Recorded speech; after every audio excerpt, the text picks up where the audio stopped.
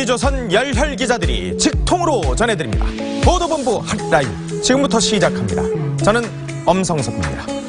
먼저 이 시각 청와대로 가보겠습니다.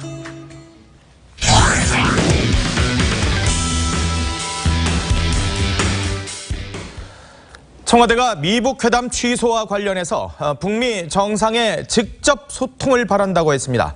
두 정상의 만남을 독려한 건데 청와대는 일단 상황을 예의주시하면서 말을 아끼고 있습니다. 취재기자 연결해 보도록 하겠습니다.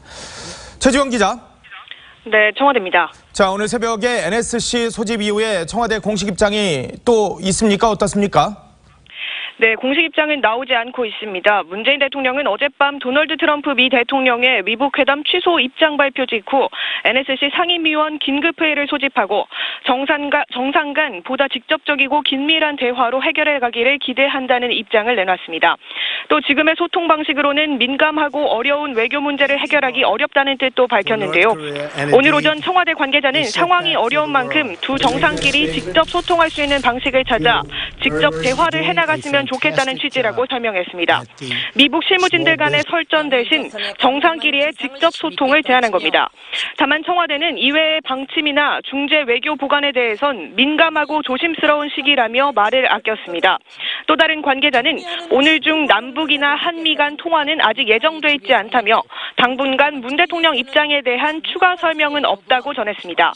현재 상황에서 나서서 말을 하는 것은 도움이 되지 않는다는 판단입니다. 통일부는 아무 때나 어떤 방식으로든 마주 앉아 문제를 풀어나갈 용의가 있다고 밝힌 김계관 북한 외무성 제1부상 담화에 대해 관련국 모두 대화를 통해 문제를 해결해 나가고자 하는 입장에는 변함이 없다고 본다며 우리 정부는 대화의 모멘텀이 지속되도록 외교적 노력을 해나갈 것이라고 했습니다.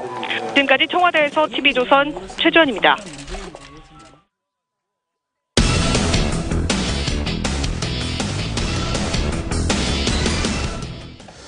트럼프 미국 대통령이 미북 정상회담을 전격적으로 취소했습니다. 지난 3월 북한을 방문했던 대한민국 특사단을 통해서 김정은이 회동을 제안했던 그리고 수락한 지 77일 만에 벌어진 일입니다.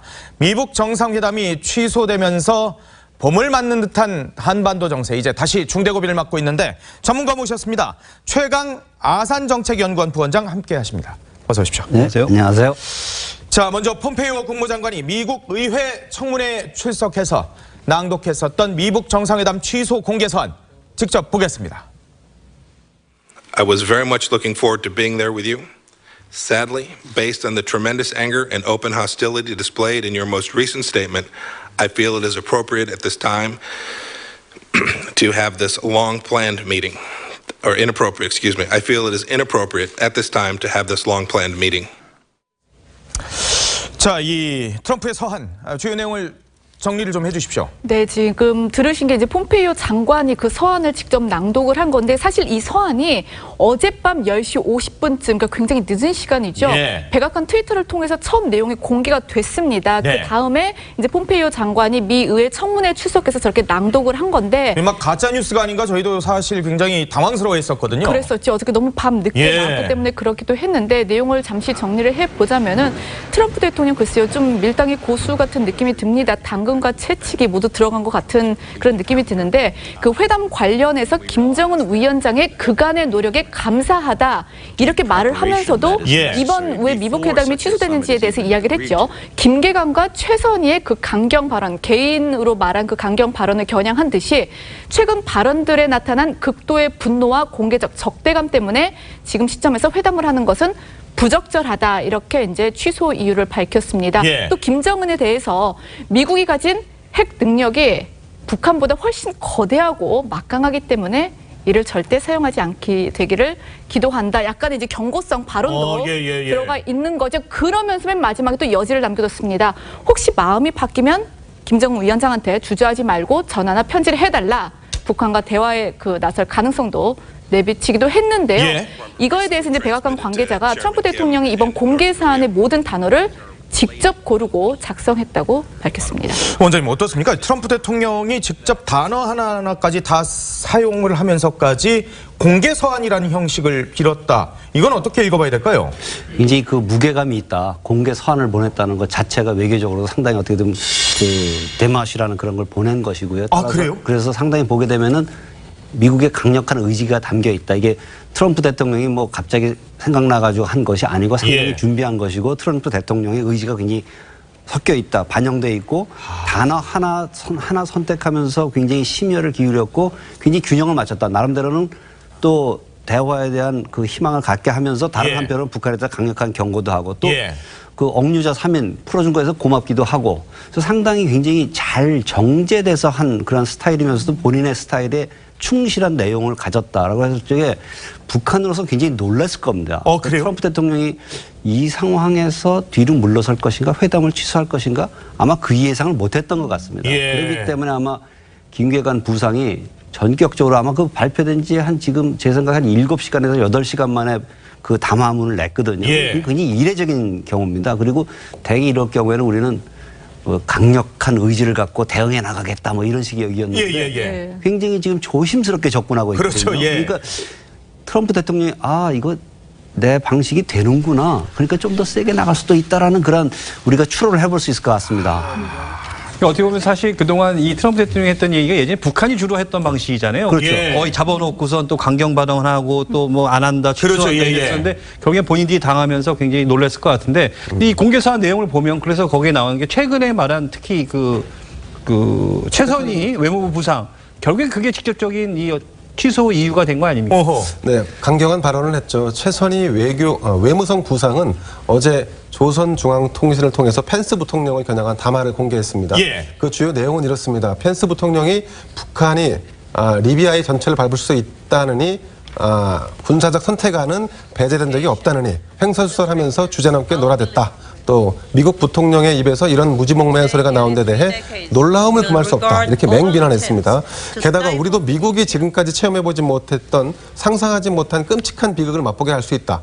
펜스는 자기의 상대가 누구인지를 똑바로 알지 못하고 무분별한 협박성 발언을 하고 있기 때문에 후과에 대해서 숙고했어야 한다. 이렇게 경고를 했습니다. 예. 결과적으로 최선희 부상의 이 같은 담화는 트럼프 대통령의 심기를 건드린 결과를 초래했다. 이런 분석이 나오고 있고 최선희 부상이 펜스 부통령을 무지몽매, 아둔한 얼뚝이 또 이런 식의 원색적 언어로 비난을 했다. 그래서 예. 도저히 묵과할 수 없다 이렇게 폭발한 건데 마지막에 트럼프 대통령이 볼턴 보좌관과 상의해서 서한을 보내는 걸로 결론 지은 걸로 알려져 있습니다. 예. 자, 백악관은 그런데 북한이 신의를 저버린 행동을 했다. 이렇게 또 지적을 했거든요. 그렇습니다. 일단 로이터 통신하고 그 AFP 통신에 따르면요, 이 백악관의 고위 관리자의 말을 빌려서 북측이 사실 싱가포르에서의 사전 접촉에 나타나지 않았답니다. 원래 이제 고위급 원래 실무 접촉을 먼저 해야 되잖아요. 근데 거기 헬단장이 안 나탔다는 겁니다.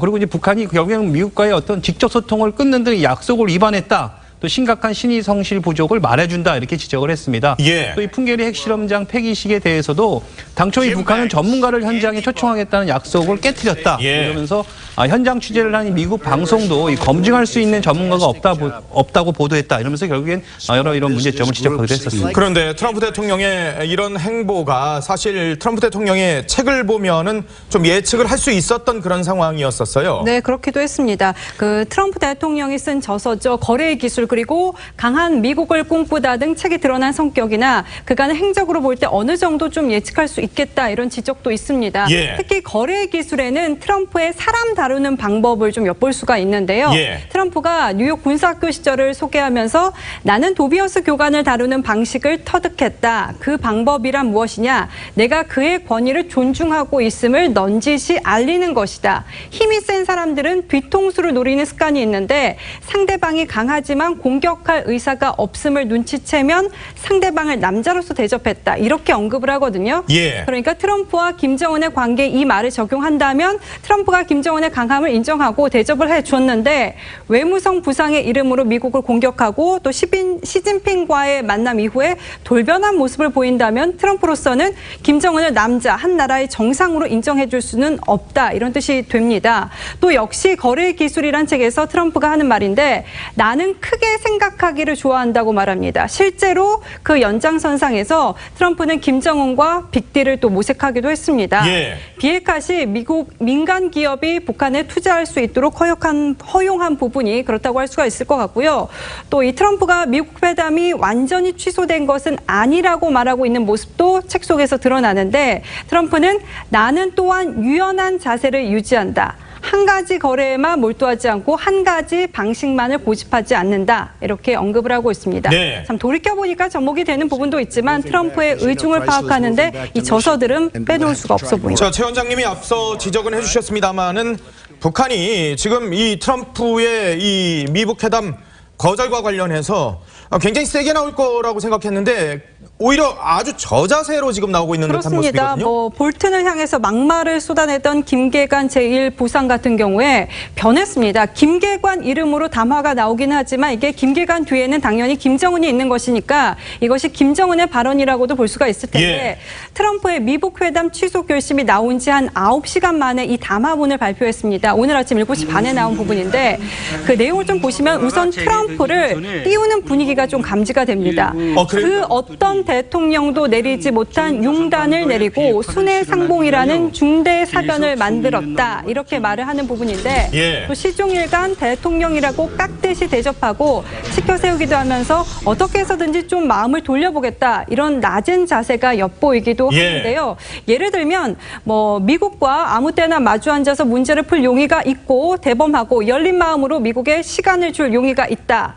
또 만나서 첫 술에 배가 부를 리 없겠지만 단 한 가지씩이라도 단계별로 해결해 나간다면 지금보다 관계가 좋아지면 좋아졌지 더 나빠지게 하겠는가. 이쯤에서 미국도 깊이 스코어해 보아야 할 것이라면서 대화 요청에 좀 방점을 찍고 있습니다. 아하. 근데 보면 이 김계관의 담화 중에요. 보면은 눈에 띄는 게 바로 이 위임에 따라 뭐 이런 말이 있거든요. 네. 거기 여기서 말하는 위임이라는 거는 김정은을 대신해서 그러니까 김정은의 어떤 위임 그렇겠네요. 의중이 반영됐다 예, 이렇게 예. 볼 수 있는 겁니다. 그렇게 볼 수 있을 것 같습니다. 트럼프가 직접 등장하자 김정은도 사실상 직접 등장하는 모양새인데요. 예. 김계관 제1부상이 이날 담화를 위임에 따른 것이라고 박은 것은 사실상 김정은 위원장의 입장을 대변했다는 점에서 눈길을 끌고 있습니다. 그 기존에 나왔던 담화는 사실 김계관 개인 성명의 담화였거든요. 최선희도 그랬었고요. 그렇습니다. 네. 또한 담화에서 이례적으로 미북 정상회담을 준비하며 가졌던 김정은 위원장의 기대를 내비친 것도 이번 담화의 특징이라고 할 수 있겠습니다. 김계관은 우리 국무위원회 위원장께서 트럼프 대통령과 만나면 좋은 시작을 뗄 수 있을 것이라고 하시면서 그를 위해 준비한 모든 노력을 기울이셨다. 뭐 이렇게 강조를 했습니다. 어허. 아니 그런데 김계관의 이 얘기를 보면요. 네. 굉장히 뭐 정제돼 있긴 하지만 결국은 사실 미국한테 좀 매달리는 듯한 그런 모습들이거든요. 그렇죠.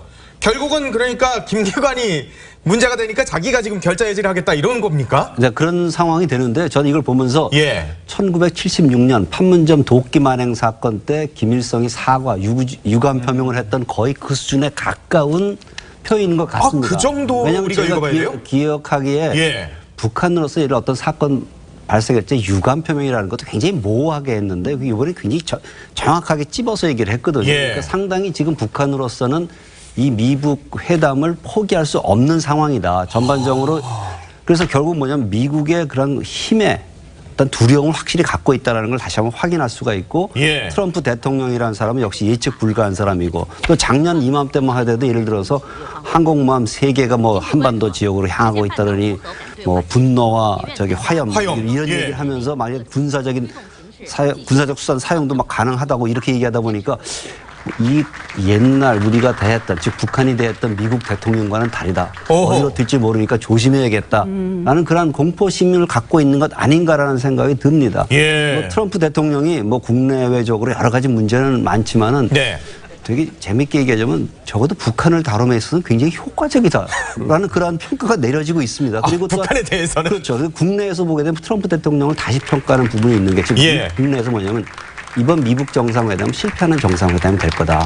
트럼프 대통령이 약간 사기성적인 예. 성과, 실제로 내용도 별로 없는데 성과처럼 보이게 포장할 것이다라는 예. 비판이 많았는데 지금은 아니거든요. 어허. 굉장히 뭔가 비핵화에 대한 진정성 있는 조치를 확보하는 데 목표를 두고 있다는 것이 아마 확인되는 순간이 아닌가라는 생각이 듭니다. 그러니까 뭐 최선희 부상의 어떤 그 발언 이것이 뭐 촉발제는 됐지만 예. 그 배경하에는 아마 북한이 비핵화에 대한 의지를 제대로 보여주고 있지 않다라는 그런 불신이 크게 깔렸었고 어허. 예를 들어서 폼페이오 김영철 간의 얘기가 됐던 CVID에서 뒤로 퇴보하는 모습을 확인했기 때문에 이러한 상황 속에서는 굳이 회담해봐야 소용이 없다.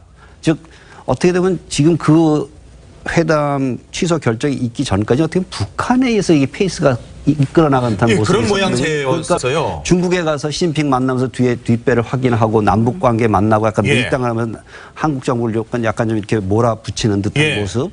또 이렇게 하다 보니까 그럼 트럼프 대통령의 특이한 그 성격상 보면 이렇게 내가 밀리는 싸움에 내가 끌려나가지는 않겠다. 그것이 특히 이제 거래 기술에서 나와 있거든요. 이 사람이 굉장히 남을 흔들게 해놓고 그다음에 혼미한 상태에서 딱 거래를 해버리는.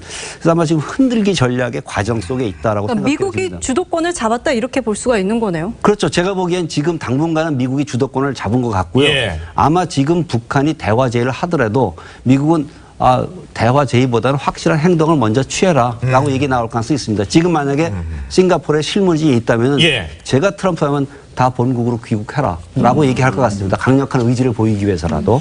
아니 근데 트럼프 대통령이요 회담 취소 발표 후에 군사행동 가능성까지도 지금 시사를 했거든요. 그러니까 어떻게 보면 이게 아까 그 우리 저 부원장님 말씀하셨지 트럼프하고 김정은하고 성격이 비슷한 거지. 아니면 북한에 대한 어떤 나름의 그 트럼프 대통령이 많은 공부를 해서 그 다루는 법을 아는 건지 모르겠지만 이렇게 취소를 하면서도 여기에 또 한 번의 군사 옵션을 또 강조를 했거든요. 한번 발언 한번 들어보시죠.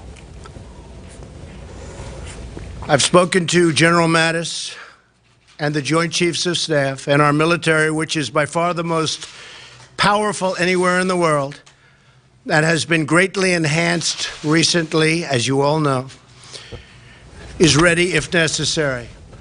자, 이제 트럼프 대통령은 이 회담 취소 공개 서한에서도 이 또 김정은 위원장을 향해서 이 미국이 가진 핵 능력이 북한보다 훨씬 거대하고 막강하기 때문에 이를 절대 사용하지 않게 되기를 신께 기도한다 이렇게 얘기를 했어요. 그러니까 뭐 않길 바란다 이게 아니라 나는 진짜 네가 웬만하면 안 쓰려고 하는데 나 매일 기도한다. 그러니까 내가 제발 이걸 못 쓰게끔 좀 해달라고 하는 내 핵가방이 너네 거보다 훨씬 크다고 그랬었잖아요. 버튼 더 크다. 뭐 나는 또 작동이 된다. 뭐 이런 얘기 했지 않습니까?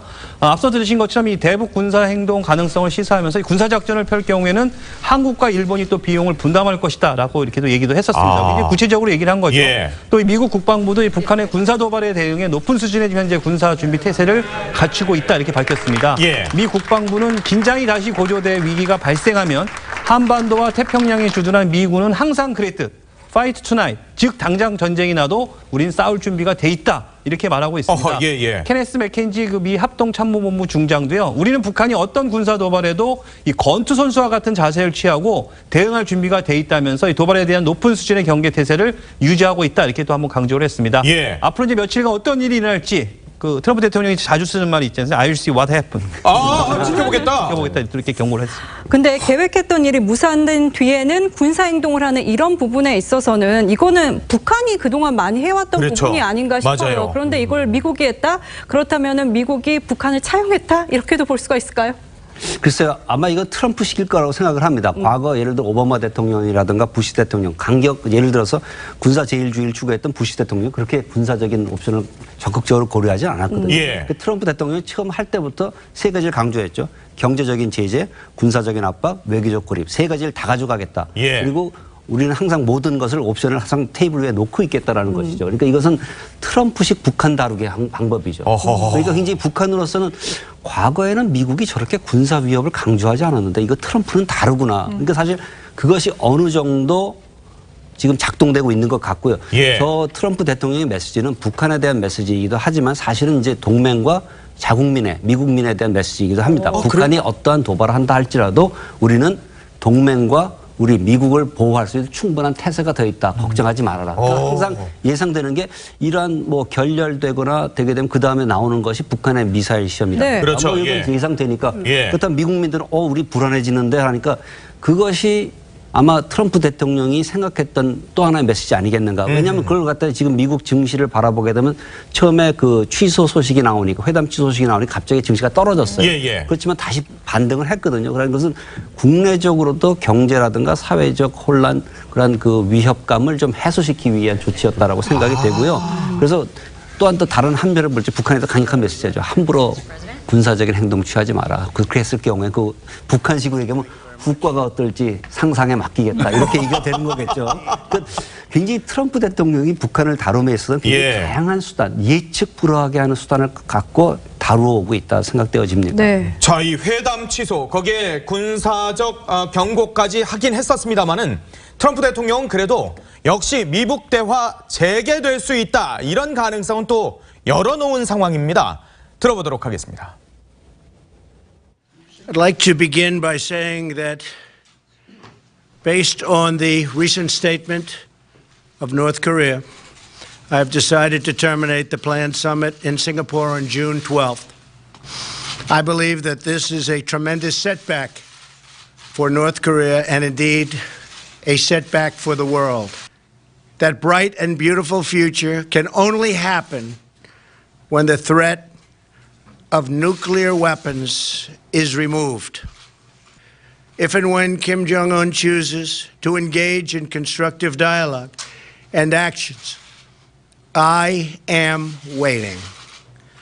In the meantime, our very strong sanctions, by far the strongest sanctions ever imposed, and maximum pressure campaign will continue as it has been continuing.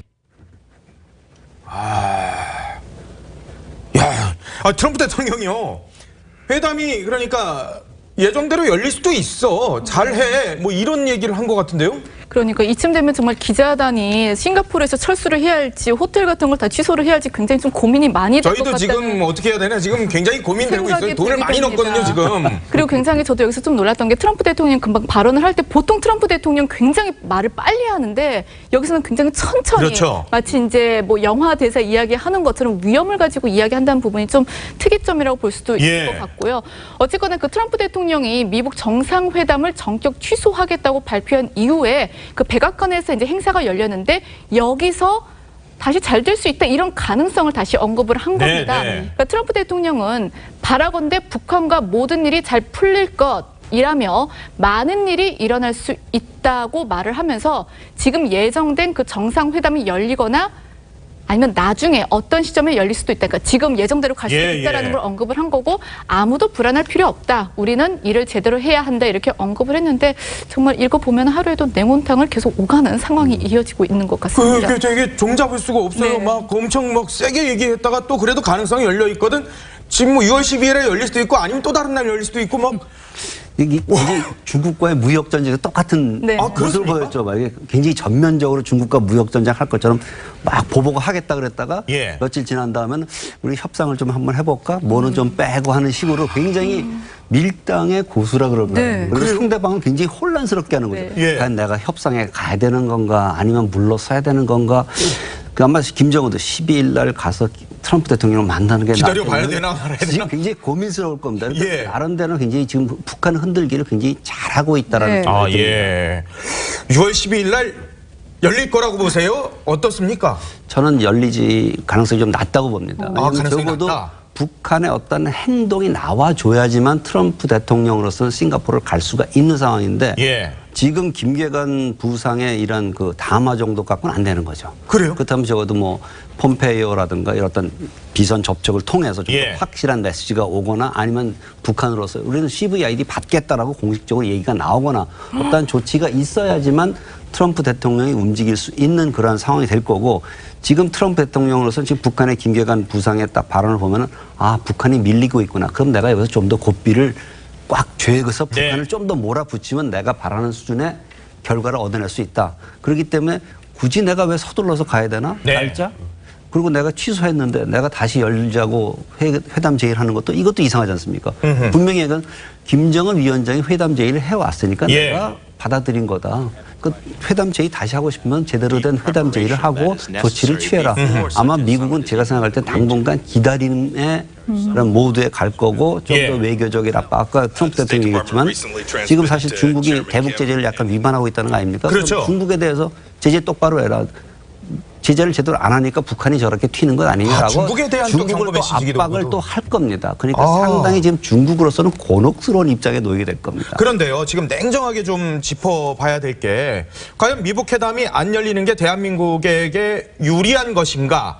뭐 김정은이 좀 약간 궁지에 몰린다 그래서 우리가 그것을 보고 즐거워해야 될 것인가? 어차피 북한은 지금 사실상 핵무기를 소유하고 있는 상황에서 이거를 지금 시간이 더 간다고 해서 우리한테 좋을 게 있는 건가? 이걸 좀 짚어봐야 될 것 같은데요. 그렇죠. 이제 그것에 저는 기준은 뭐냐면 우리가 얼마만큼의 완성도가 높은 비핵화 합의를 미북 회담에서 끌어낼 수 있을 것인가가 기준이 돼야 될 거라고 생각합니다. 예. 시점보다는.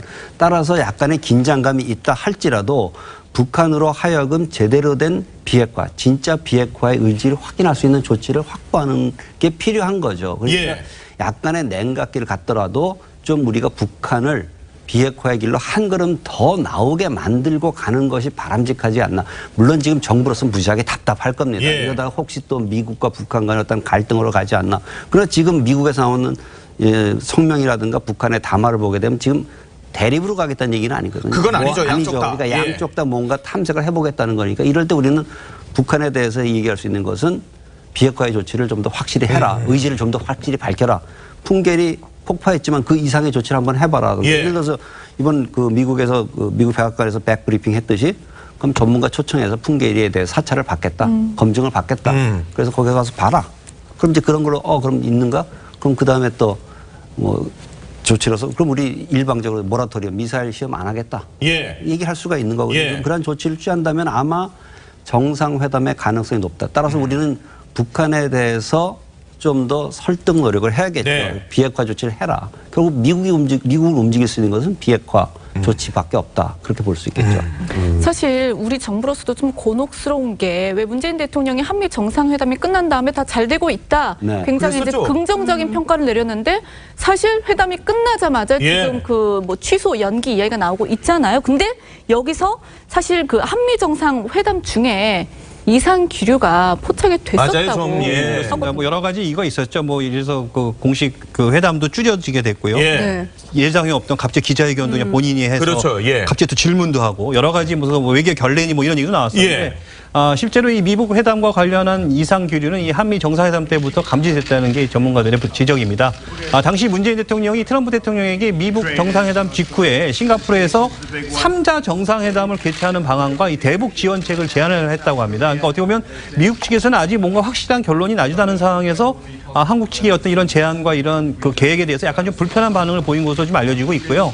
최근 이제 북한의 그 비핵화 진정성에 대한 의구심도 굉장히 높아지고 있는 상황에서 문 대통령이 계속 그 핵폐기가 아닌 대북 보상에 초점을 맞추는 것에 대해서 좀 지나치게 좀 앞서간다 이런 반응을 보였다는 게 이 백악관 주변 사람들의 전언입니다. 단독 회담이 매우 짧았었잖아요. 그렇습니다. 요게 좀 이상한데 이례적인데 사실 그랬었거든요. 그 국내외 모든 언론들이 다 같은 시각으로 봤던 것 같습니다. 원래 정해져 있던 한미 정상의 그 단독 만남이 30분으로 예정돼 있었는데 21분으로 줄어들었습니다. 네. 줄어든 이유는 예정이 없이 트럼프가 기자들을 상대로 해서 문답을 주고받느라고 이 시간이 지연됐던 건데 예. 그래서 양 정상이 배석자 없이 속내를 털어놓을 수 있는 이 정상회담 이번 방미의 하이라이트가 사실은 약간은 좀 뭉개진 듯한 느낌이 아하, 있었습니다. 예. 때문에 트럼프 대통령이 돌발적으로 취재진과 문답을 34분이나 한 이러한 신호들이 사실은 좋지 않았던 신호가 아니었냐. 그리고 또 이 신호가 사실은 문재인 대통령 귀국 직후에 곧바로 회담을 선언했고 예. 이 선언이 궁극적으로 이어지는 것은 문재인 대통령이 잡고 있었던 운전대 핸들을 결국은 다시 트럼프가 가져가고 김정은이 가져가는 이런 양상으로 지금 변화되는 것이 아닌가 싶습니다. 근데 이 한미 정상회담 그리고 그 기자회견 과정에서 결례로 보일 수도 있는 그런 모습이 사실 보이기도 했었어요. 통역 때문입니다. 그러니까 트럼프 대통령이 문재인 대통령 발언을 이제 기자들 앞에서 통역할 필요 없다, 영어로 통역할 필요가 없다고 말하면서 굉장한 어떻게 보면 결례를 범하기도 했는데요. 예. 당시 영상 먼저 보시겠습니다. And I don't have to hear the translation because I'm sure I've heard it. 이게 통역한 거 들을 필요가 없다. 이게 이 상황이 지금 어떤 상황이냐면 한 기자가 문재인 대통령한테 그 미북 정상회담과 이런 뭐 북한 비핵화 과정에서 한국 정부의 역할에 대해서 물었거든요. 예. 그러니까 여기에 대해서 이제 문 대통령이 예정대로 회담이 열릴 것이라고 확신한다 이렇게 말을 하면서 자신의 역할은 중재자라기보다 이 미북 정상회담의 성공을 위해서 미국과 함께 긴밀하게 공조하고 협력하는 관계 이렇게 답변했는데 예. 이 답변 이후에 트럼프 대통령이 저렇게 지금 이야기를 한 겁니다. 그러면서 하는 말이 전에 들은 말일 것 같으니 통역으로 들을 필요가 없다. 그러니까 이거 나 다 듣던 말이야. 예전에 했던 말과 뭐 별로 다르지 않으니까 들을 필요 없어. 근데 사실 이렇게 말하는 거 역시 우리 어떤 그 중재 역할에 대한 좀 이렇게 불편한 심기가 녹아 있었던 게 아니냐 이런 분석도 나오고 있습니다. 그래서 저기 중재자란 말을 굉장히 미국에서 싫어하거든요. 아, 그래요? 그러니까 미국하고 북한 사이에서 한국이 중재한다는데 그럼 한국은 도대체 어느 편이냐? 그게 3자냐? 그래서 네. 굉장히 그런 말 자체를 미국에서도 싫어하고 북한도 지금 싫어한다는 거예요. 북한이 지난번에 이제 그 4.27 판문점 선언 이후에 얘기하는 게 계속 민족 공조해야 될 거 아니냐? 근데 왜 외세 공조하느냐? 계속 이게 양쪽으로부터 지금 공격을 받고 있는 상태이죠. 따라서 문재인 대통령께서 저렇게 얘기했다는 건 중재가 아니라 미국과 같이 끌어내기 위해서 하겠다는 선의 얘기해봤지만 저거는 상당히 결례죠. 사실 그 그렇죠. 기자들이 있는 상태에서 말을 자르고 더 이상 저기 더 들을 필요가 없어 이거잖아요, 거의. 그리고 저희가 보통 정상회담 때 보게 되면 아무리 기자회견이 길어도 그다음에 단독 정상회담이 중요하면 제 시간 내에 끝나는 단독 정상회담을 본 적이 없습니다. 할 얘기가 더 많고 깊숙해지는데 그만큼 할 얘기가 더 들어보나 마나한 얘기 아니었는가라는 걸 좀 추정케 하는 그런 부분이었고요. 트럼프 대통령이 저 기회를 통해 자기 얘기를 다 한 거죠. 할 수도 있고 정상회담 안 할 수도 있고 뭐 약간 좀 애매모호한 표정을 보였죠. 그런데 이제 한국 정부로서 여하간 이 미국 정상회담이 개최가 돼야지 그 다음 단계로 이어갈 수 있다라는 그런 희망이라는 것이 있었기 때문에 조금 그 현실을 봄에 있어서 좀 취약한 점이 있지 않았나라는 생각이 듭니다. 자, 여기서 또 중요한 게 그럼 과연 미국이 취소하는 데 있어서 과연 청와대는 과연 알고 있었는지 그렇죠. 이게 좀 궁금합니다. 그러니까 청와대 고위 관계자가 오전에 기자들과 만났었는데 이 부분에 대해서 알지도 못하고 내가 이 부분에 대해서 안다고 하더라도 언론사 기자 여러분들에게 말할 이유는 못 느낀다 이렇게 말을 했거든요. 트럼프의 서신이 공개가 되니까 당연히 뭐 청와대도 충격이었죠. 문 대통령이 바로 임종석 비서실장, 정용 안보실장을 불러서 청와대 관저에서 긴급 심야 회의를 벌였었는데 문 대통령은 NSC 이후에 지금의 소통 방식으로는 민감하고 어려운 외교 관계를 해결하기 어렵다면서 정상 간의 보다 직접적이고 긴밀한 대화로 해결해 나가기를 기대한다. 이런 메시지를 좀 남기기도 했습니다. 그리고 또 김의겸 청와대 대변인이 이에 대해서 트럼프 대통령의 뜻이 무엇인지 그 정확한 의미를 파악하려고 우리도 시도 중이다 이렇게 말했는데 이 부분이 아마도 청와대가 트럼프 대통령의 뜻을 알고 있었던 것은 아니다. 이렇게 좀 해석이 되기도 합니다. 그러니까 미국 정부 트럼프 대통령의 의중을 우리가 지금 잘 알아야 될 거 아니겠습니까? 네. 그럼 지금 뭐 누구라도 워싱턴을 일단 빨리 가야 될 것 같은데요? 네, 뭐 우선은 정의용 국가안보실장이 긴급하게 워싱턴으로 갔는지 이 부분에 대해서 조금 기자들도 예상을 해보는 부분이기 때문에 물었었는데 청와대에서도 이 부분에 대해서는 지금 확인을 해주지 않고 있습니다. 한미 관계의 긴밀함을 위해서는 정부가 워싱턴 백악관 상황에 예의주시하고 있다면 정 실장의 워싱턴행은 어찌 보면 좀 당연한 거 아닌가 싶기도 합니다. 근데 이 정도 상황 되면 문재인 대통령과 트럼프 대통령의 통화 혹은 문재인 대통령과 아베와의 통화 이런 것들이 이루어져야 되는 게 맞을 것 같은데요? 사실 가장 바람직한 거는 저런 공개적으로 서한이 나오기 전에 문재인 대통령한테 전화를 해서 이렇게 나갈 거 이렇게 준비해라. 아니면 정의용 실장과 그 볼튼 보좌관 간에 통화를 해서 미리 좀 했어야겠죠. 그런데 아마 지금 상황에서는 우리가 뭐 전화 통화라는 게 정상 간 전화 통화가 쉬운 건 아니죠. 거의 그 정상회담하고 비슷하게 준비를 해야 되는 상황이니까. 그리고 아마 저쪽에서도 일단 좀 지켜봅시다라고 얘기 나올 수도 있습니다. 아마 조만간에 문재인 대통령과 트럼프 대통령 간의 전화 통화는 있을 것 같다는 생각이 듭니다. 일단 이제 북한의 반응을 좀 보고 어떻게 평가하고 있는가, 이후에 어떻게 우리가 공조를 할 것인가 등등을 얘기할 것 같고요. 아마 정의용 실장도 결국 미국을 방문할 수밖에 없는 상황이 되지 않나 생각됩니다. 지금 물론 이제 한미 외교장관 간에 이제 통화는 있었습니다만은 아마 청와대와 백악관 간의 소통이 더 필요한 상황이 아니겠는가. 이번에 사실 폼페이오 국무장관도 이 회담 취소 사실을 몰랐지 않습니까? 청문회 가서 얘기하고 있다가 갑자기 편지가 쑥 들어온 거죠. 그때 읽은 거죠. 그러니까 이 상황은 적어도 지금 상황은 이 백악관에서 주도하고 있는 거고 그 뒤에는 역시 그 볼튼 대사가 있고 역시 핵심은 역시 트럼프 대통령 그런 식으로 돼 있기 때문에 청와대와 백악관 간의 긴밀한 소통 정말 신뢰에 근거한 긴밀한 소통이 그 어느 때보다 필요한 상황인 것 같습니다. 근데 이게 미국 정상회담 이거 트럼프하고 김정은하고 만나는 건 누가 제안을 했던 거예요? 김정은이 제안했던 거예요? 아니면 트럼프가 제안한 건 아니죠. 김정은 위원장이 제안을 해서 그 메시지를 정우영 실장이 3월 8일 날 가서 얘기할 적에 전격적으로 받아들인 거죠. 트럼프 그러니까 대통령. 김정은이 먼저 제의를 이번 한 공개 거군요. 서한에도 보게 되면 예. 회담은 제안은 김정은 위원장이 했고, 근데 지금 상황이 여의치 않으니까 별로 지금 할 생각이 없다. 그러니까 또 하고 싶으면 언제든 다시 연락을 해라. 예. 나의 전화를 하거나 편지를 하거나 상황이 되면은 아니면 입장이 되면은 연락을 해라 이런 상황이죠. 그러니까 지금 상당히 트럼프 대통령으로서 느긋한 심정이죠. 느긋한 심정이라고요? 느긋하게 오히려 내가 이럴 때 빨리 갈 필요가 없다. 급한 건 북한일 수밖에 없다. 그러니까 관련해서 조금 얘기를 해보면은 북한 같은 경우에는 지금 강력한 제재 속에서 1, 2년밖에 못 버틴다는 얘기가 나오잖아요. 예. 그렇다면은 북한 같은 경우에는 비핵화를 위해서 한 걸음 더 나올 수밖에 없는 입장 아닙니까?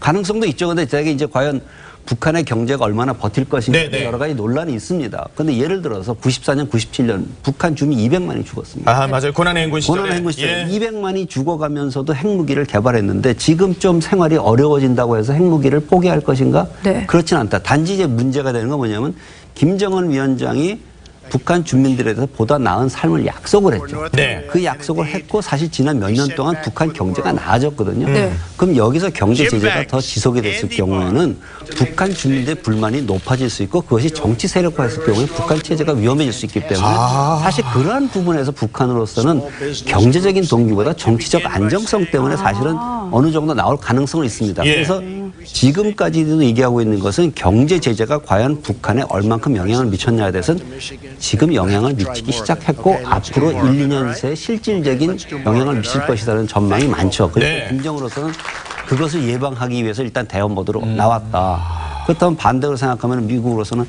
조금 더 북한을 압박을 하고 군사적으로 압박하고 경제적으로 제재를 가한다면 좀 더 나은 결과를 확보할 수 있다라는 판단을 쓰게 되면은 그렇게 급히 가지 않을 수도 있습니다. 그러니까 북한은 그 대신 그렇다면 북한 주민들도 얘기하겠죠. 우리 고난의 행군 나왔듯이 제2의 예. 고난의 행군 갑시다. 외세에 대해서 우리는 우리끼리 열심히 뭉쳐서 똘똘 뭉쳐서 살아봅시다. 그러한 구호가 다시 나올 가능성도 배제할 수는 없죠. 그 와중에 그러니까 김정은이 계속해서 시진핑한테 뭔가 그렇죠. 구걸하는 듯한 그런 모습을 보여줬고 그래서 트럼프 대통령이 중국 때문에 그렇죠. 사실은 이제 뭐 일부 보도에 나온 건 단동 지역에서 지금 벌써 뭐 경제 예. 활동이 증가하고 있고 단동 지역 집값이 올라갔다는 거예요. 예, 맞아요. 그리고 또 그 철교에서 벌써 많은 차량이 왔다 갔다 하고 그 비공식적으로 중국은 벌써 경제 제재를 해제한 거죠. 그래놓고 지금 사실은 우리는 경제 제재 다 하고 있다. 그럼 지금 저기 왔다 갔다 하는 트럭은 뭐냐? 그러면 예. 아, 그 지방에서 왔다 갔다 하는 것은 그 내가 어떻게 통제할 수 없다. 이런 식으로 발뺌을 하는 거죠. 그리고 사실 뭐 일부 소식통에 따르면 대대적인 경제 지원을 시진핑 주석이 김정은 위원장한테 약속을 했다는 보도가 있고 있죠. 있어요. 그러니까 가능성이 높다고 생각됩니다. 왜냐하면 그걸 통해야지만 중국이 지금 약간 배제되어 있는 한반도, 자기가 배제되어 있는 한반도 상황에 다시 개입할 수 있는 네. 이 연결고리가 됐으니까 김정은의 두 번 중국 방문 시진핑과의 면담은 아마 그 고리를 확보하는데 굉장히 큰 역할을 했다고 보여집니다. 정치권도 상당히 지금 당혹스러운 모습입니다. 보겠습니다.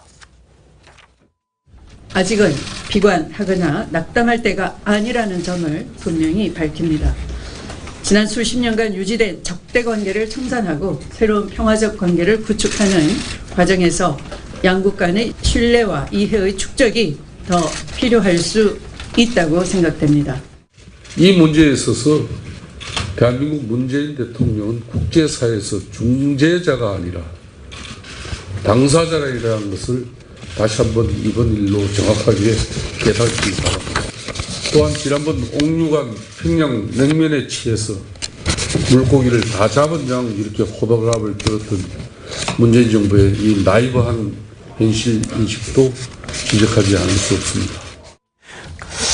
자, 그런데 미북 정상회담 열린다고 해가지고 백악관이 기념주화 만들지 않았습니까? 예. 그럼 이거 어떻게 되는 거예요, 이거? 저희도 뭐 이거 사야 되냐 말아야 되냐 뭐 하나 저도 하나 사고 싶다는 생각이 들었었는데. 그랬었는데 지금 일단은 어쨌든 간에 가격은 지금 많이 떨어졌습니다. 아, 그래요? 예, 그렇습니다. 이 미국 정상회담을 기념해서 만들었던 이 주화가 정상회담 취소 소식이 전해지면서 가격이 폭락을 했는데요. 현재 있는 그 매체에 따르면 현지 시간 24일 기준으로 이 백악관 기념품 가게에서 이 주화 가격이 기존에 24.95달러에 팔던 게 예. 19.95달러로 이제 5달러를 갑자기 할인을 한 겁니다. 예. 특히 이 매장 측은 오늘의 상품, 이게 사실 어떻게 보면 이제 빨리 이게 털어야 되는 그런 걸 많이 하잖아요. 오늘의 네, 상품. 네. 지금 이게 벌써 주화가 온외 상품으로 나왔다는 겁니다. 거의 뭐 땡처리 저고처리. 그렇죠. 이제 재고를 없애야 되니까. 그래서 이 백악관 방문자 센터로 이 많은 또 환불 문의도 전화가 오고 있는 것으로 좀 알려지고 있기 때문에. 환불 문의도요? 예, 그렇습니다. 이 기존에 산 사람들이 이거 환불하고 싶다. 그러니까 이런 것 때문에 지금 어쨌든 간에 이 주화의 가치는 취소와 함께 지금 약간 떨어졌다. 이렇게 볼 수 있겠습니다. 그래도 여전히 그래도 미북 정상회담 가능성이 남아 있으니까 이제 다시 또 뭐 새로운 예. 주화가 나올 수도 있겠죠. 알겠습니다. 다음 주제로 가겠습니다.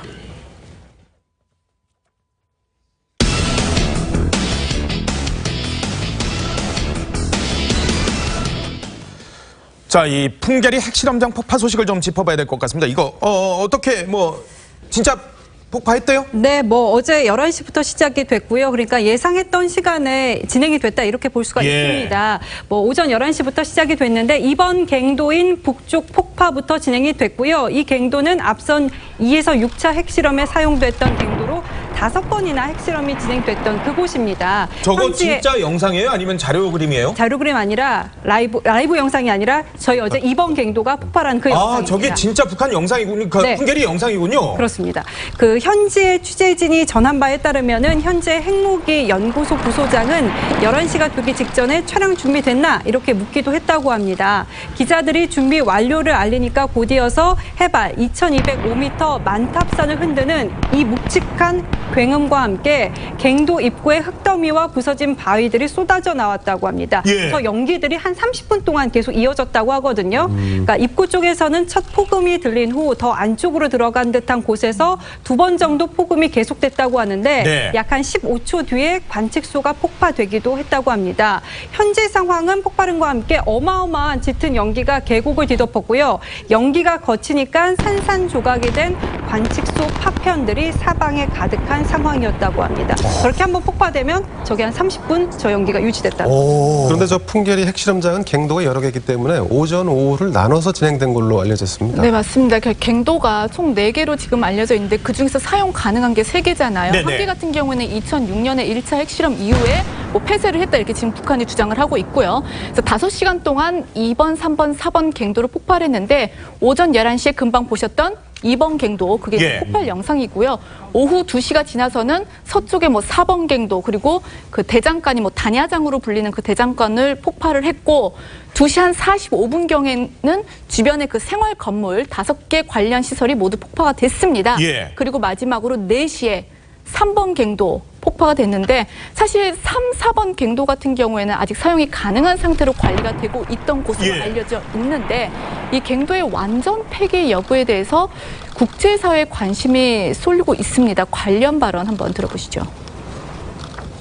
숫자 3으로 표기한 남쪽 갱도는 미래간 핵실험들을 즉시 단행할 수 있도록 만단히 준비가 되었던 갱도들입니다. 숫자 4로 표기한 서쪽 갱도는 위력이 매우 큰 핵실험을 안전하게 진행할 수 있도록 특별히 준비해놨던 갱도입니다. 그러니까 저렇게 3, 4번 갱도에 대해서 말을 하는 거는 미국 등 그 국제사회에 어필하려는 북한 측의 입장으로 해석이 되고 그러니까 결국은 우리가 미래 핵을 차단했다 이걸 강조하려는 의도로 보이죠.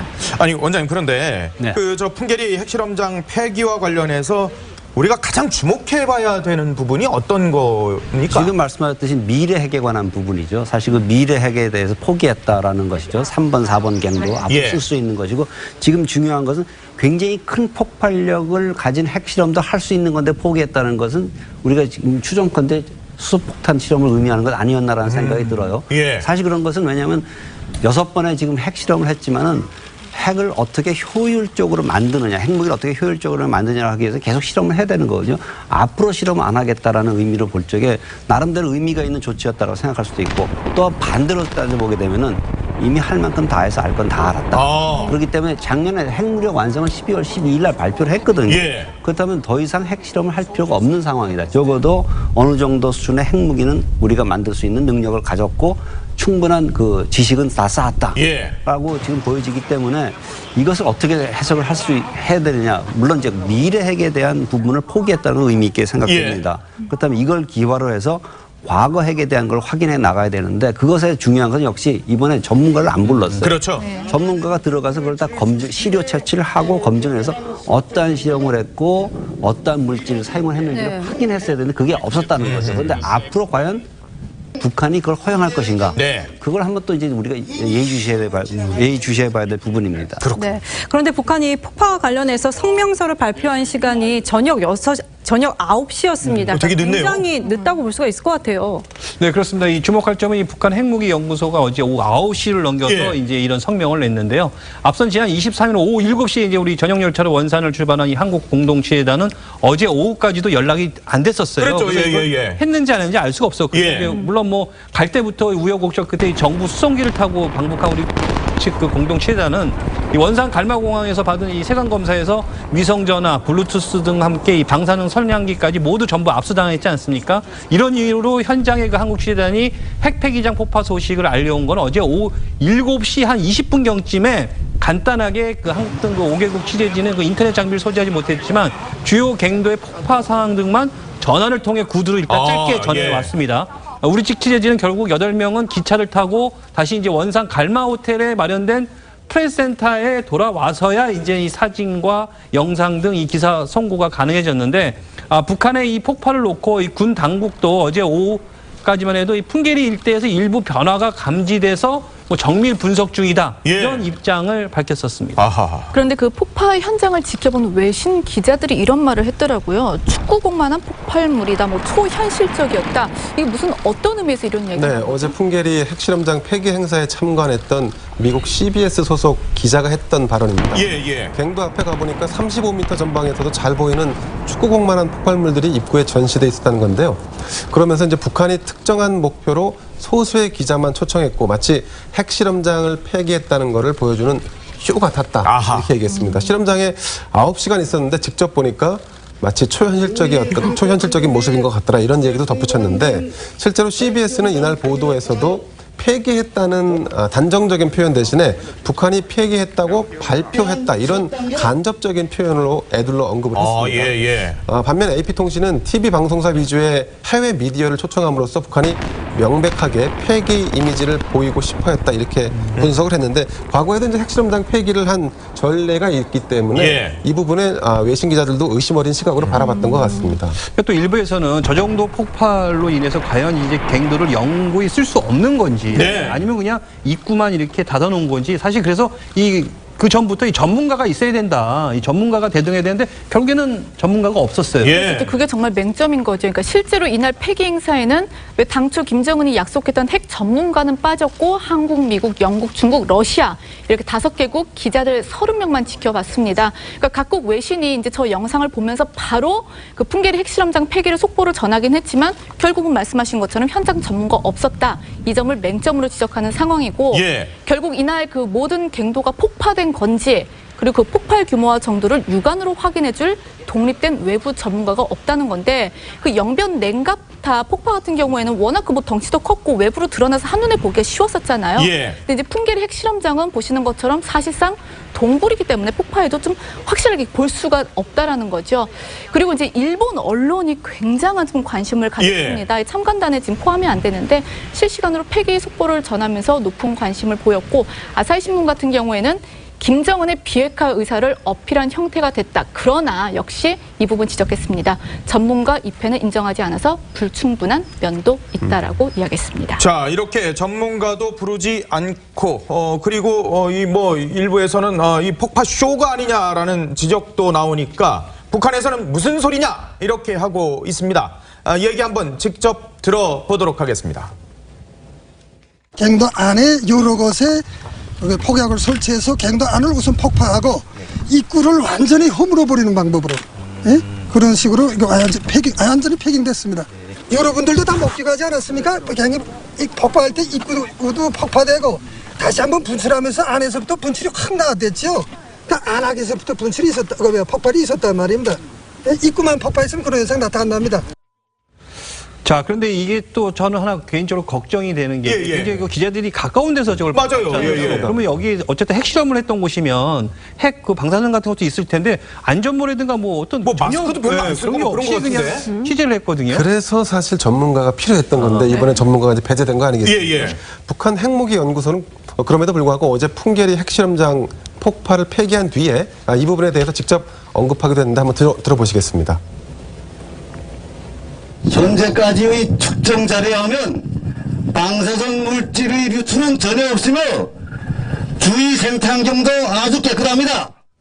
방사능 유출 위험은 없다고 아주 단호하게 언급한 상황인데 실제로 취재진들은 노란색 안전모와 방호복 외에는 기타 보호 장비를 전혀 갖추지 않은 걸로 알려졌습니다. 그러니까 방사능 유출 가능성도 사실 의견이 분분한 부분이 있습니다.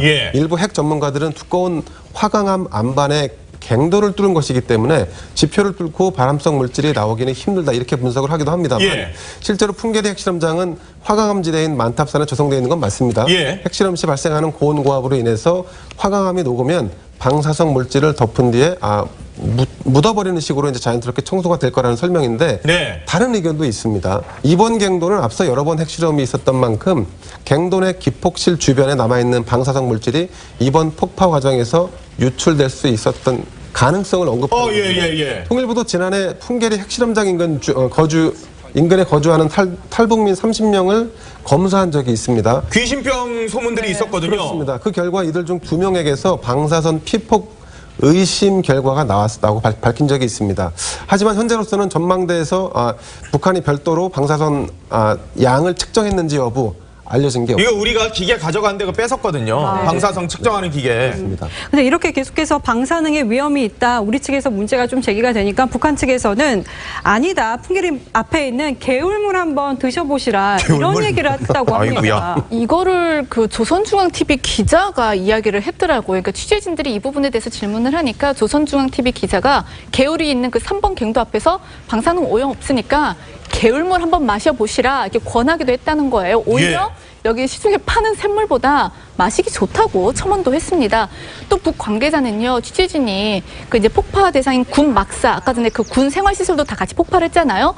그 막사 처마에 제비집과 제비를 발견하고서 그럼 제비 같은 경우에는 방사능에 좀 민감하지 않느냐 이렇게 질문을 하니까 그게 바로 이제 그만큼 방사능이 없다는 이야기다. 개미도 방사능에 민감한데 엄청 많다. 이렇게 이야기를 했습니다. 자, 그런데 이번에 제일 문제는 이제 미국 취재진이 북한에 가서 촬영을 했는데 그 직전에 바로 트럼프의 회담 취소 소식을 전해드린 겁니다. 그렇죠. 그러니까 굉장히 좀 불안했을 거예요. 당황스럽겠죠. 그리고 트럼프 미국 대통령이 이제 북미 정상회담 취소를 알렸고 이 소식은 이제 역시 북한 풍계리 핵시험장에 있는 미국 취재진에게도 이제 전달이 된 상태인데 그 전달된 상황 시점이 어디냐면 트럼프 대통령이 북미 전격 취소를 발표한 시간에 이 외신 기자단이 풍계리 핵시험장 폐기 취재를 마치고 기차를 타고 이제 원산으로 돌아가던 중이었거든요. 그러니까 기차 안에서 이제 그 소식을 들은 겁니다. 그러면 지금 저 장면이 지금 저 기차 안의 모습이 지금 처음으로 공개되는 거예요. 지금. 그렇습니다. 이 바깥에도 저걸로 다 이게 블라인드로 막아놔서 볼 수도 없는 상황에서 북미 회담은 취소됐대지 정확한 또 소식 인터넷은 안 되니까 검색할 수도 없지 이런 상황에서 기차는 어디론가 계속 가는데 이게 지금 과연 원산 호텔로 가는 건지 어디로 가는 건지 상당히 불안했을 거예요. 그래서 이 CNN 취재진은 현재 충격을 받은 상태인 것으로 알려지고 있는데요. CNN의 외신 기자단과 함께 열차에 있던 이 북측 인사들 역시 소식을 접한 뒤에 굉장히 좀 어색하고 좀 불편한 반응을 보였다고 지금 전해지고 있습니다. 북측 관계자와 미국 외신 기자단은 회담 취소와 관련한 대화를 나누지 않은 것으로 알려졌지만 일부 취재진들은 혹시 또 우리가 억류되거나 또 피랍 같은 이 안전상의 문제도 있는 거 아니냐 이렇게 굉장히 걱정한 것으로 지금 알려지고 있습니다. 자, 지금 보여지는 장면이 바로 풍계리로 가는 특급 열차의 장면을 저희가 보여드리는 건데요. 지금 대한민국 언론에 처음으로 들어오고 있는 장면을 저희가 편집 없이 그대로 보여드리고 있는 상황입니다. 앞서 보셨습니다만 음식물들이 좀 있었고요. 그리고 이 서빙하는 또 북한 직원들이 모습들이 나타났었습니다. 여하튼 그런데 풍계리에 이 방사능이 있는지 없는지 모르겠습니다만 저희 예전에 그 후쿠시마 취재 갔었을 때 취재진들 갔다 와가지고 다 원자력 병원 가가지고 검사하고 그랬었거든요. 이번에도 또 다시 아마 그 방사능 수치들이랑 여러 가지 조치는 분명히 필요할 것 같습니다. 원장님 어떻습니까? 저 장면들 보셨는데요. 네. 상당히 잘 준비해 왔다. 그래요? 예, 저희가 이제 제가 2000년 그 남북 정상회담을 갈 때 보니까 겉표면은 잘 도색을 잘 새로 페인트를 잘해서 어차피 이게 외신에 비춰질 가능성이 있기 때문에 나름대로 굉장히 잘 포장을 해서 했지만 그런 저 생활 물품들 같은 거 아직도 특히 소비자 물품들은 아직도 굉장히 좀 발달이 덜 된 것 같고 나름대로 정성을 다해서 했겠죠. 예. 그래서 뭐 좋은 이미지를 주려고 했던 거는 사실인 것 같습니다. 음식도 되게 고급인 것 같은데요. 사실 이제 저희가 뭐 북한 지역에 가게 되면 음식을 좀 많이 줍니다. 네, 그래서 뭐 저희 같은 경우는 거의 밥을 갖다 거의 우리 일반인들이 2배 정도를 주고 뭐 빵 같은 경우는 몇 쪽이 아니라 아예 거의 한 5쪽씩 주고 뭐 이런 상태가 됩니다. 그래서 여유 있는 모습을 보여주겠죠. 그렇죠. 그래서 우리가 또 나름대로 이제 손님이 왔으니까 잘 대우한다 뭐 이런 것도 있고 저기 탄산수 뭐 음료수 이런 병도 많이 술도 있습니다. 있네요. 예. 소주 뭐 같은데. 아, 북한 술이겠죠. 예. 네, 그래서 하여튼 온 손님들이니까 잘 대우해주고 아까도 말씀하셨지만은 굉장히 쇼를 굉장히 그럴듯하게 하려고 노력을 해왔다라는 것이 보여집니다. 그러나 이것을 우리가 뭐 단순히 쇼라고만 생각할 수는 없는 거고요. 나름대로의 미래액을 포기했다라는 것은 평가할 만한 부분이라고 생각됩니다. 그렇군요. 자, 그런데 이 와중에 국가전략연구소 이 국정원 산하 기관에서 퇴직을 한 이 태영호 전 공사가 책에다가 평양 가짜 교회에서 진짜 신자가 생겼다 이렇게 또 언급을 했다는데요? 네, 그렇습니다. 출간 열흘 만에 태공사의 책이 5만 부나 팔려나갔습니다. 이 태공사의 저서,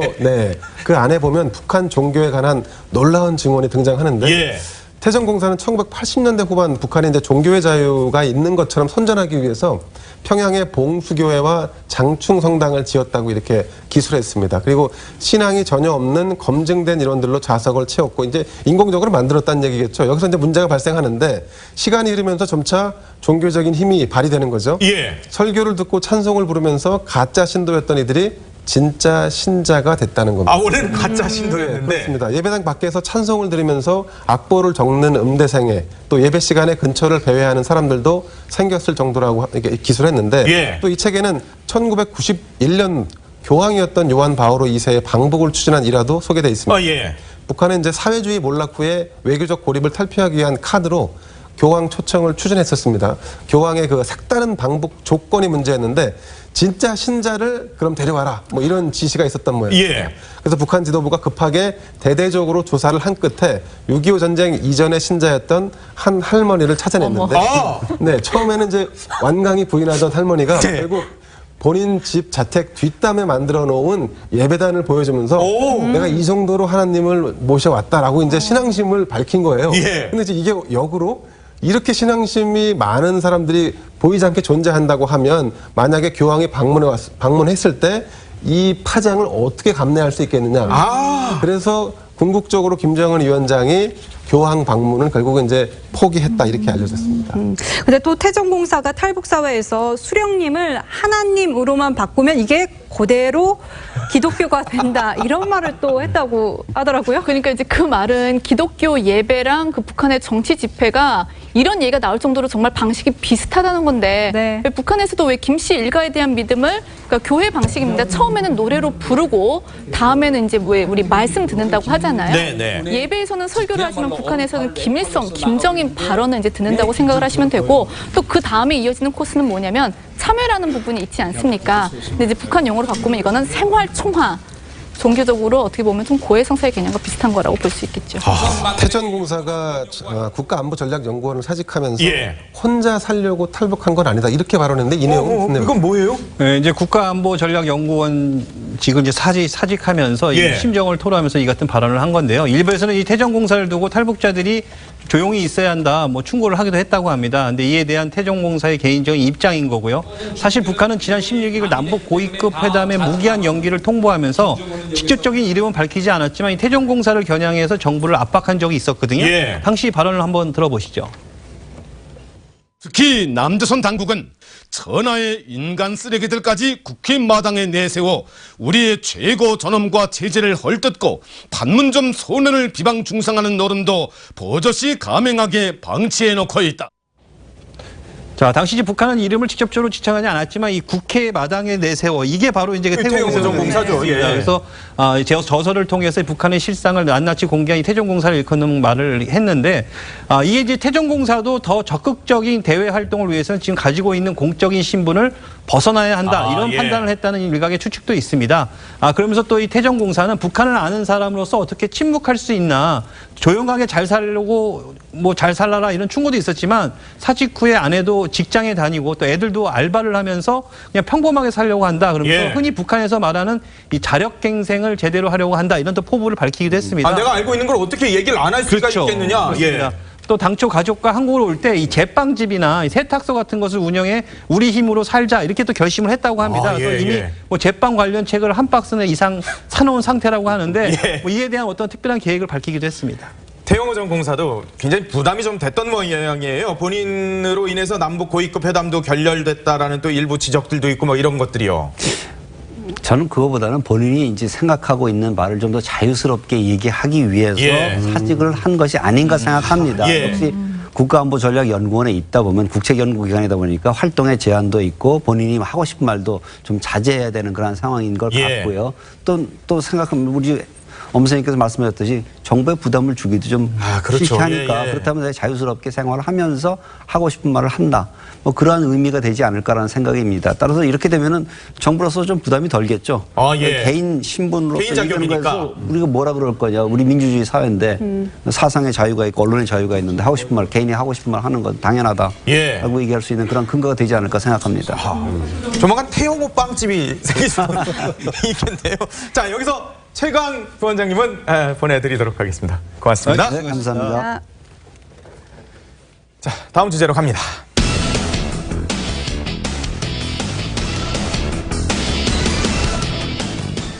자, 이제 지방선거가 3주 앞으로 다가오면서 분위기도 점점 달아오르고 있는데요. 자유한국당은 이재명 경기지사 후보의 형수 욕설 녹음 파일을 공개를 하는 초강수를 뒀고요. 바른미래당은 송파을 지금 재보선과 관련해서 손학규 위원장과 박종진 후보 간에 아주 이 혼란이 있었는데 결국 손 위원장님이 불출마를 선언했네요. 보겠습니다. 여러분들의 간곡한 요청으로 당과 지방선거를 살리기 위해 제가 죽는다는 심정으로 송파을 선거에 나설 뜻을 밝혔으나 당이 걷잡을 수 없는 혼란과 분열의 위기로 치닫고 있어 저의 생각을 접습니다. 유승민 대표와 박종진 후보께 진심으로 죄송스럽게 생각하며 자, 이 손학규 위원장 결국 불출마를 선언했습니다만 엊그제만 해도 사실 출마 안 한다고 했다가 어제는 또 출마하겠다 했다가 오늘은 또 다시 안 나간다라고 하는 계속 좀 말이 바뀌었는데요. 한번 보겠습니다. 저의 입장을 박주선 대표, 안철수 후보에게 여러 날 전부터 여러 번에 걸쳐서 얘기를 했습니다. 저는 그전부터나 지금이나 나설 생각이 없다는 얘기를 다 얘기를 한 겁니다. 그러나 나를 던지고 나를 버리자. 그렇게 해서 지방선거에 서울시장 선거에 조금이라도 힘을 보태주고 그러기 위해서 송파에 그래 나가자. 불출마 선언을 결국 하셨네요. 그렇습니다. 이게 기억하시겠지만 통합을 뼈저리게 후회한다면서 사퇴한 분이 계십니다. 진수희 서울시당 위원장 전. 바른미래당 서울시당 위원장이죠. 그 국민의당과 바른정당이 통합할 때 갈등의 씨앗이 잠재돼 있었는데 새정치라는 우산 아래 모이긴 했지만 여전히 면면을 보면 작은 정치에 쉽게 대립하는 이 구성원들의 면면이 보여지고 있습니다. 손학규 전 경기지사 공천 문제도 본인이 자고우면한 부분 분명히 있지만 또 한편으로 보면 내부에서 선거 승리에 올인할 것이냐 아니면 정당성의 명분을 쌓아서 결국 그 이후에 어떤 미래를 볼 것이냐 이런 논쟁에서 이게 지금 파국이 불거진 게 아닌가 싶은데 서울시장 선거에 나선 안철수 후보 입장에서 보면 이번 선거는 사실 사직생으로 임해야 되는 그래서 이제 그런 의미에서 출사표를 던졌고 그리고 또 지난번 노원병 공천 때 이준석 그 바른당 출신의 이준석 후보를 공천하면서 일부분 양보를 한 측면이 있기 때문에 이번 같은 경우는 손학규 지사에 대해서 양보를 좀 받겠다 이렇게 했는데 여전히 절차와 명분을 이유로 바른정당 출신 인사들과 트러블이 생겼고 이 내용이 지속된다는 측면에서 보면 이 손학규 파국이 그 상징적인 부분이라고 할 수 있습니다. 그렇군요. 아니 근데 당초 보면 유승민 공동대표는 사실 박종진 후보를 밀었고 또 이 안철수 서울시장 후보는 이제 손학규 위원장을 그런 모양새였었어요. 어쨌든 결과적으로 봤을 때는 유승민 공동대표가 어쨌든 판정승을 거둔 것 같은데 어쨌든 또 안철수 서울시장 후보도 조금 난감하겠는데요. 네, 뭐 그런 상황입니다. 지금 바른미래당에서는 안철수계가 있고 유승민계가 있는 거잖아요. 이 사이에 알력 다툼이 또 있는 것이고 이것이 표만화된 곳이 바로 송파을 공천이 아닌가 싶습니다. 당은 지금 극심한 내용을 겪어왔고 일단 손 위원장의 불출마 선언으로 당의 갈등은 봉합된 것으로 보이지만 줄곧 손 위원장의 그 전략 공천을 주장해왔던 안철수 시장 후보는 좀 난처한 입장이 될 수밖에 없는 상황인 것 같습니다. 당장에 이런 상황을 두고 안 후보를 비꼬는 말이 나오는데 그 민주평화당 박지원 의원이 SNS에 글을 좀 남겼는데 안철수 후보는 뭐가 되었나? 서울시장이라고 좀 이렇게 비꼬는 말을 하기도 했습니다. 아하. 특히 안 후보가 앞서 본인 지역구인 서울 노원병 후보로 바른정당 출신의 이준석 지역위원장 출마를 사실상 인정했고 대신에 송파을에서 손 위원장의 그 전략 공천을 강력하게 추진했다는 점을 감안한다면 이건 좀 거리의 측면에서 보자면 안 후보가 얻은 것이 좀 없는 셈이기도 합니다. 여하튼 손학규 위원장이 불출마를 하면서 박정진 후보가 공천은 된 거군요. 바른정당에서는. 그렇습니다. 뭐 정치계에서는 바른미래당. 그렇습니다. 뭐 모르고 가도 서울만 가면 된다. 뭐 이런 말이 있지만 어쨌든 박정진 후보도 이제는 좀 손익계산서를 따져봐야 될 거예요. 이게 과연 출마를 안 하는 게 도움이 될지 아니면 이득이 될지 한번 따져봐야 되는데 어쨌든 그래서 박정진 후보가 입장을 직접 밝혔거든요. 한번 그 얘기 들어보시죠. 갑자기 번복한 이유에 대해서는 지금 연락을 받아서 전혀 모르고 저도 사실상 포기하고 있었는데 갑자기 공천이 돼서 굉장히 기쁘고 지금 막 눈물이 나려고 합니다. 그리고 손학규 대표님 그리고 유승민 대표님을 비롯해서 박주선 대표님을 비롯해서 그동안 마음고생해 주신 분들께 다시 한번 진심으로 감사드립니다. 근데 사실 좀 이렇게 말은 했지만 사실 아침까지만 해도 이 라디오에 출연해서 이 손학규 전 대표가 정말 존경하는 분인데 지금 앞뒤가 안 맞다. 이 나이가 많으신데 희생하지 말라. 또 어제는 쇼크, 뭐 정치 무서워서 하겠냐 이렇게 비판을 했었거든요. 그러니까 결국에는 이 정치 대선배한테 이렇게 비판을 했는데 손학규의 과연 지지를 받기에도 조금은 좀 민망해진 상황이 됐습니다. 하지만 뭐 일부에서는 어쨌든 주목받지 못했던 이 박정진 후보가 이번 사태로 인해서 어떻게 보면 좀 이 얼굴 도장을 확실하게 찍은 거 아니냐 이런 의견도 있습니다. 오히려 인지도가 더 높아졌다 이런 공천 파동으로. 그렇습니다. 그런데 손학규 위원장이요. 이분은 손학규 징크스라는 얘기가 나올 정도로 뭐 굉장히 중대 발표, 중대 결심 이런 거 할 때마다 다른 뉴스들이 꽝꽝꽝꽝 나와요. 맞습니다. 그래서 손학규 징크스라는 말이 있는데 말씀하신 대로 손학규 위원장이 뭔가 큰 결심을 정치적으로 큰 결심을 했을 경우에는 뭔가 다른 아주 메가톤급 뉴스가 터지는 이런 현상이 나타난다. 이런 게 손학규 징크스라고 해서 말이 있을 정도인데 그 회상 차원에서 사례를 좀 들어보자면은 2006년에 10월에 그 100일 민심 대장정을 손 위원장이 마치고 서울로 복귀를 해서 기자회견을 한 날에는요. 북한이 제1차 핵실험을 강행해서 손 그때 막 이게 덥수룩하게 수염 막 쓰시고 그랬었는데 손 위원장 그 덥수룩했던 수염까지 다 묻혀버렸고요. 2007년 3월에 고심 끝에 또 한나라당 탈당 결단을 내린 날에는 한미 FTA 체결일이어서 관련 뉴스가 쏟아지면서 역시 또 손 위원장의 뉴스는 뒤로 밀려버렸습니다. 한두 개만 예를 좀 더 들어보자면 2014년에 정계 은퇴 선언을 했다가 2년 만인 2016년 10월 정계 복귀를 선언했습니다. 며칠 뒤 최순실 게이트가 터져서 손 위원장의 정계 복귀 주목받지 못했고요. 손학규 징크스를 이야기하는 패러디 물까지 이제 나올 정도인데 우스갯소리로 오늘도 그 손 위원장이 불출마를 결심했으니까는 또 이 대형 뉴스가 생기는 게 아닌가 이런 말까지. 지금 뭐 미북 회담 이거 결렬 소식이 또 다 덮어버리는.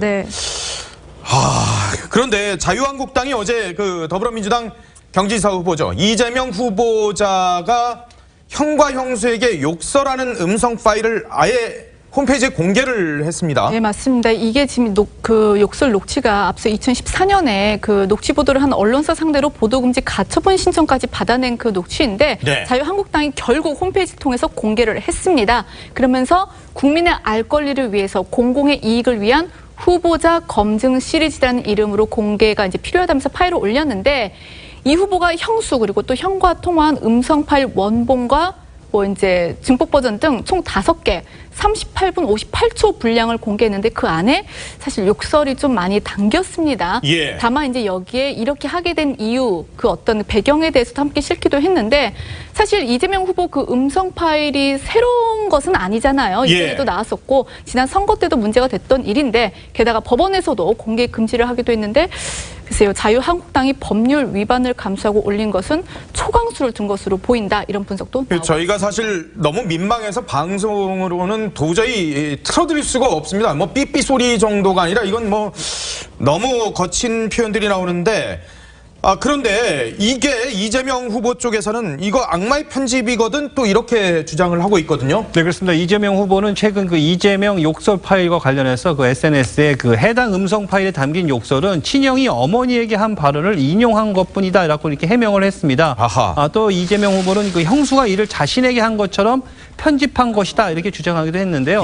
하지만 사실 뭐 어제 많은 분들이 이걸 들어봤겠지만 이재명 후보의 말이 맞다 하더라도 어쨌든 욕설을 한 건 맞거든요. 본인 목소리가 맞기 때문에 욕설의 수위가 상당히 굉장히 좀 세긴 셌습니다.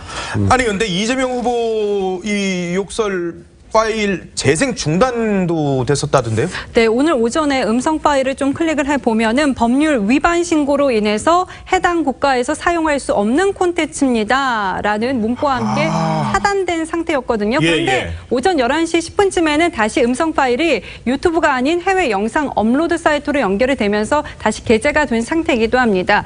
그 11시 30분부터는 자유한국당 홈페이지는 접속자 폭주로 인해서 지금 서버가 다운되고 마비되고 이게 지금 국민적 화제다 이렇게 좀 볼 수가 있습니다. 이재명 후보 측이 법률 위반을 신고를 했기 때문에 이렇게 유튜브에서는 재생이 안 되는 건가요? 네, 그거는 근데 좀 아직까지는 알 수 없는 사항이라고 볼 수가 있을 것 같고요. 그 이재명 후보 선거대책위원회는 그 녹음 파일 공개는 지난 판례에서 보듯이 명백한 불법이다 이렇게 지적을 하고 있습니다. 또 이 후보 역시 사후적으로라도 책임을 묻겠다 이렇게 밝히면서 자유한국당에 대해서 신랄하게 비판하기도 했거든요. 그 목소리를 한번 들어보시죠. 원래 자유한국당이 법을 지키는 집단이 아니죠. 뭐 법을 무시하고 온갖 폐악질을 다 저질러서 나라를 지금 이렇게 만들고 소속 대통령 2명이 다 있지 않습니까? 원래 그런 집단이라서 저지를 거다 이렇게 예상은 했습니다. 법원이 명확하게 금지한 거를 무시하고 지금 위법을 감행하는 것이고 사후적으로라도 책임은 꼭 물어야 되겠죠. 아니 근데 지금 그 이재명 경기도 후보 같은 경우는 사실 이 더불어민주당 당원 소속이잖아요. 더불어민주당 소속인데 일부 이 민주당 그 지지자들이 이 추미애 대표라든가 당 그 관계자들한테 이재명 후보를 그 비토하는 뭐 이런 또 뭐 이런 책자를 넘겼다고요? 네, 맞습니다. 그러니까 이게 경선이 끝났음에도 불구하고 지금 민주당 내에서 이재명 후보에 대한 비판 목소리가 커지고 있는데요. 더불어민주당 핵심 지지층인 그 친문 성향 일부 인사들이 어저께 이재명 후보를 거부하는 내용의 자료집을 보낸 겁니다. 제목이 어제죠, 어제. 네, 이재명에 대한 거부 서명 및 의견 모음집 이렇게 돼 있는데 이 자료집은 이제 인터넷 커뮤니티 또 SNS 상에서 일부 당원들의 참여로 만들어졌는데 추미애 당대표, 홍영표 원내대표 그리고 박광원 경기도당 위원장 등에게 발송된 것으로 전해졌고 자료집을 만드는 데 참여한 일부 친문 지지자들은 지난달 말부터 서울 광화문 등지에서 그 당사 앞에서 이 후보의 후보 사퇴 요구하는 촛불 집회를 열고 있습니다. 일부이긴 합니다만은 이 친문 지지자 그러니까 민주당 지지자들이 이렇게 이재명 후보를 비판하는 이유가 뭡니까? 그게 몇 가지 분석 내용이 나오고 있는데 우선은 지난 대선 경선 당시 일 때문이라는 지적이 나옵니다. 이재명 당시 대선 후보였는데 문재인 당시 대선 후보와 네거티브를 세게 서로 주고받았습니다. 그래서 지지자들 층에서는 그 앙금이 남아있다는 주장이 나오고 또 한 가지는 지금 경기지사를 두고 당내 경선을 했는데 친문 핵심인 아마도 본인들이 지지했을 가능성이 높은 친문 핵심이 후보가 안 되고 이재명 후보가 이겼지 않습니까? 예. 그래서 지금 이재명 후보의 지금 도덕성 문제를 야당에서 공격하는 빌미를 삼아서 만약에 혹시라도 있을 후보 교체론이 등장한다면 예. 전해철 후보의 재등판을 좀 고려해서 이런 활동을 하는 게 아니냐는 지적이 나오고 있습니다. 근데 아시겠지만 민주당 이미 공정한 경선을 통해서 후보가 가려진 거 아니겠습니까? 예, 예. 그러면 자체 내에서 이런 논란이 불거지면 결국 궁극적으로는 정당 자체가 손해이기 때문에 마이너스 이기 때문에 전해철 후보가 나서서 이걸 좀 자제한다든가 이거 경선은 정리된 거니까 저 당의 방침에 따라서 가자 이렇게 얘기를 해야 되는데 중요한 것은 전해철 후보가 이 부분에 대해서 코멘트하고 있지 않다는 겁니다. 아니, 지난번에 근데 뭐 같이 화합식도 하고 뭐 저기 후보를 돕기로 했었으니까 그렇죠. 이재명 후보를. 네네네. 자, 그렇지만 해경궁 김 씨는 누굽니까라는 광고를 하면서 또 계속해서 신문 광고까지 나오는 이런 상황들. 1분만 있다가 돌아오도록 하겠습니다. 탈모 관리는 하죠. 탈모 관리를 한다. 그런데 빠졌다? 약용효모가 빠졌다. 약용효모는 판시딜에 있습니다.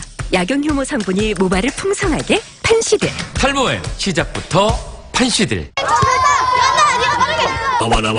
내 이름은 바비. 축구를 사랑하는 게 월드컵을 생각하면 잠을 이룰 수가 없지. 친구들도 난리더군. 그래서 이번엔 다 같이 모여 응원하기로 했다네. 준비됐나 친구? 반려견과 함께하는 응원전에 지금 응모하세요. 월드컵 어디서 볼 거야? 허건날 변변이 한비 그런 새끼 제발 좀 나와. 지금 바로 메이킨으로 해결하세요. 변비, 복부 팽만, 식욕부진 한 번에 싹 메이킨. 좋아. 육회, 상쾌, 통쾌. 변변 메이킨. 꼭 알아야 할 날씨 정보, 요긴한 날씨입니다. 황사가 오늘 오후까지는 머물 것으로 보입니다. 곳곳에 미세먼지 농도가 나쁨 수준을 나타내고 있는데요. 호흡기가 약하신 분들은 실내에 머무시는 게 좋겠습니다. 날은 더 덥겠습니다. 오늘 서울의 한낮 기온이 26도까지 오르겠습니다. 제주도는 오늘 밤부터 내일 새벽까지 비가 내리겠습니다. 여기에 바람까지 강하게 불 것으로 보여 주의를 하셔야겠고요. 주말에는 대부분 지역이 30도 가까이 오르면서 무덥게 느껴지겠습니다. 홍지화였습니다. 오늘 준비한 소식은 여기까지입니다. 저희는 다음 주 월요일 오후 1시에 더 핫한 소식으로 찾아뵙도록 하겠습니다. 보도본부 한날.